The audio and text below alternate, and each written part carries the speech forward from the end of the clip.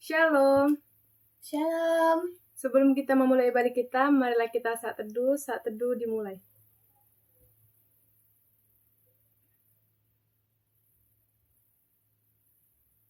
Saat teduh selesai, marilah kita menyembah Tuhan dengan lagu penyembahan Tiap Langkahku.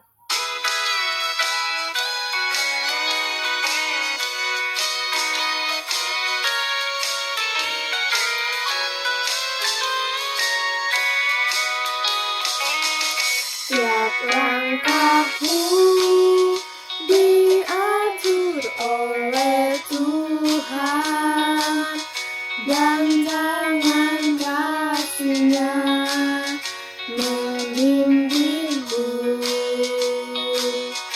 Di tengah badai dunia menakutkan, hatiku tetap tenang teguh.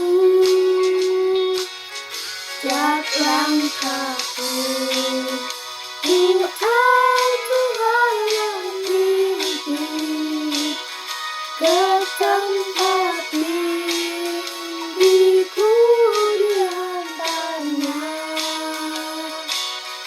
hingga sekali nanti aku tiba di rumah Bapa surga yang bakal.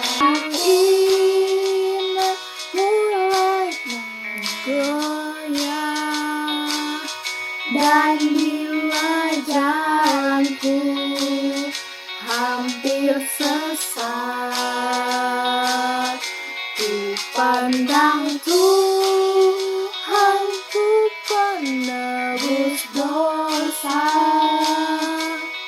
Ku teguh sebab Dia dekat.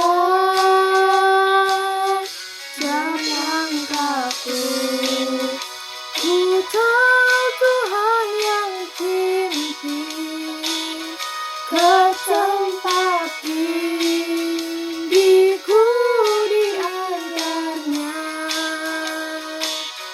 hingga sekali nanti aku tiba di rumah Bapa surga yang bakal. Marilah kita bersatu di dalam doa. Kami mengucap syukur kepadamu Bapa. Engkau sungguh begitu baik bagi kami, Engkau selalu ada bagi kami, dan Engkau selalu menyertai hidup kami. Ya Bapa yang baik di surga, sebentar Tuhan kami akan mendengarkan sebagian dari firman-Mu. Kami akan merenungkan firman-Mu ini Tuhan. Kiranya Engkau memberkati kami Tuhan dengan Roh Kudus-Mu dan mengurapi kami ya Bapa, supaya kami selalu lebih dekat lagi kepadamu. Tuhan Yesus, kami serahkan firman-Mu ini hanya ke dalam tangan-Mu, kami serahkan hidup kami ke dalam tangan-Mu ya Tuhan. Hanya inilah doa dari anak-Mu Tuhan Yesus, hanya di dalam nama Tuhan Yesus Kristus, terpujilah nama-Mu Tuhan, dulu sekarang sampai selama-lamanya.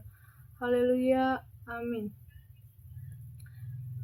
Renungan Tuhan pada hari ini kita ambil dari Matius 19 ayat 13-15 yang bunyinya, lalu orang membawa anak-anak kecil kepada Yesus supaya ia meletakkan tangannya atas mereka dan mendoakan mereka. Akan tetapi murid-muridnya memarahi orang-orang itu. Tetapi Yesus berkata, biarkanlah anak-anak itu, janganlah menghalang-halangi mereka datang kepadaku. Sebab orang-orang yang seperti itulah yang empunya kerajaan surga. Lalu ia meletakkan tangannya atas mereka dan kemudian ia berangkat dari situ. Tema firman Tuhan pada hari ini adalah ramah. Dalam Alkitab, memang kita tidak diceritakan bahwa Tuhan Yesus pernah tertawa atau tersenyum. Namun seringkali dikisahkan bahwa Yesus seringkali menghadirkan baik alam, manusia maupun iblis.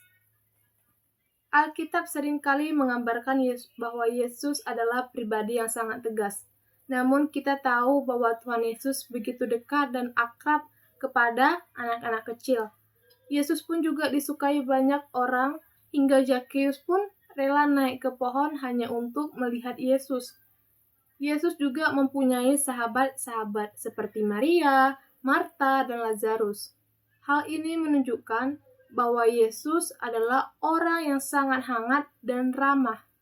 Anak-anak tidak mungkin bisa dekat dengan orang yang tidak ramah dengan mereka. Anak-anak pasti ingin mendekat sama orang yang tutur katanya baik, ramah, dan tidak menakutkan atau tidak menyeramkan.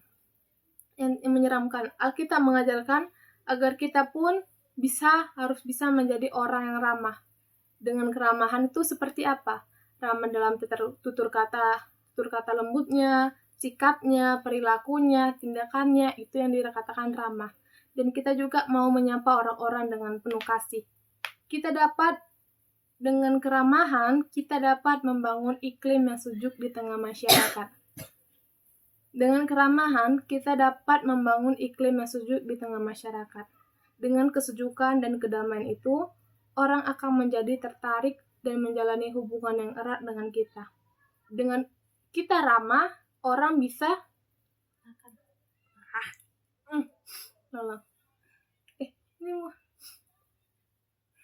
Dengan kita ramah kepada orang-orang atau pada masyarakat, orang-orang juga akan mau berkomunikasi kita dengan lebih lancar, akan mau juga berkomunikasi kita, terbuka kepada kita dengan hal-hal yang bercerita atau bercanda tawa, itu jika kita memang ramah. Dengan kesejukan dan damai sejahtera, kita akan mudah memberi nasihat, memberi contoh, memperbaiki kesalahan, dan akhirnya membawa orang-orang di sekitar kita kepada kebenaran. Untuk menjadi orang yang ramah dan menyebarkan kedamaian, pertama-tama kita harus tinggal dalam damai Tuhan. Bagaimana kita tinggal dalam damai Tuhan? Kita harus tetap bersekutu dengan Tuhan, tetap lebih dekat lagi kepada Tuhan, dan kita juga harus mau memperbaiki kesalahan-kesalahan kita yang mungkin itu membuat kita lagi down atau merasa terpuruk atau merasa sedih, dan kita harus belajar dari kesalahan yang dulu yang sudah kita lalui. Dan kita juga harus memiliki hubungan erat dengan Tuhan. Kita harus meluangkan banyak waktu untuk berdoa dan berbincang dengan Allah, berbicara dan mendengar suaranya. Bagaimana kita bisa mendengarkan suara Tuhan? Bagaimana kita bisa mendengarkan suara Allah Bapa kita di surga? Yaitu dengan hanya berdoa. Jika kita memang sungguh-sungguh berdoa dekat dengan Tuhan, maka suara Tuhan akan muncul sendiri dengan tiba saatnya dalam hati kita. Dengan keintiman dengan Allah, Tuhan akan membuat kita memiliki hati yang lembut. Kedua, kita tidak boleh hanya memikirkan diri sendiri.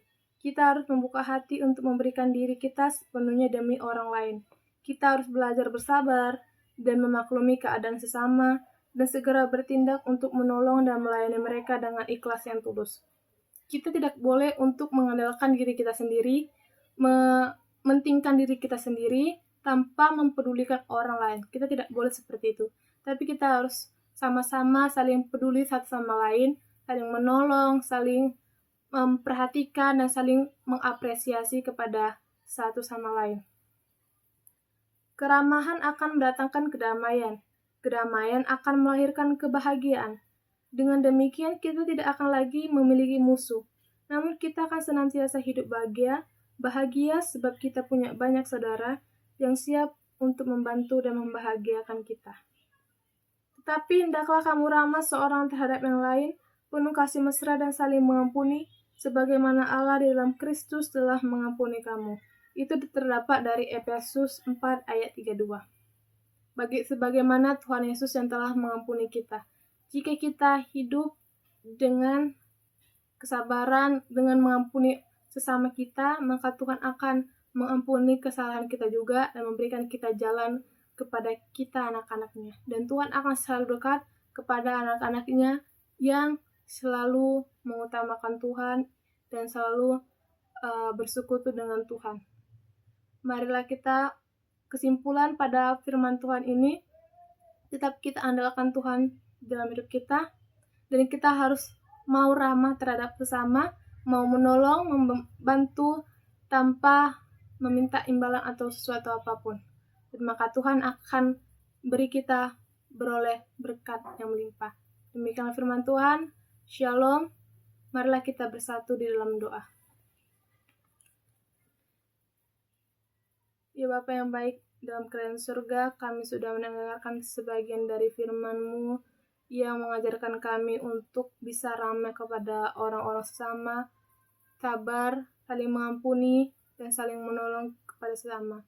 Tuhan Yesus, ajarkan kami supaya kami mau untuk ramah kepada semua orang, supaya kami bisa mendatangkan kedamaian, kebahagiaan kepada orang-orang sekitar, dan supaya kami juga mau untuk mengampuni orang-orang yang pernah bersalah kepada kami, Tuhan. Tuhan Yesus, kiranya juga Engkau mengampuni kesalahan kami, kiranya Engkau selalu mendatangkan jalan kebenaran kepada kami, Tuhan, dan kiranya Engkau juga selalu ada bagi kami, Tuhan. Tuhan Yesus, inilah yang menjadi doa kami.